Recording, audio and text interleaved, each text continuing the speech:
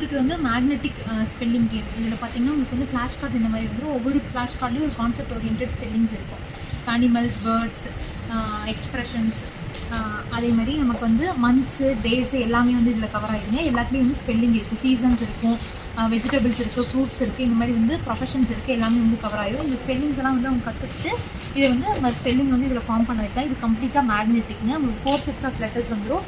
உங்களுக்கு வந்து travel friendly கூட. இப்போ பாருங்கள், இப்போ வந்து இப்போ நட்ஸ் அப்படின்னா NUTS, இந்த மாதிரி மேக்னெட்டிக்கில் வந்து அவங்க வந்து டிஃப்ரெண்ட் வேர்ட்ஸ் வந்து ஃபார்ம் பண்ணிக்கலாம். இதில் உங்களுக்கு 5 letters 6 letters வேர்ட்ஸ் வரைக்குமே வந்து இதில் வந்து ஃபார்ம் பண்ணி கற்றுக்கலாம்.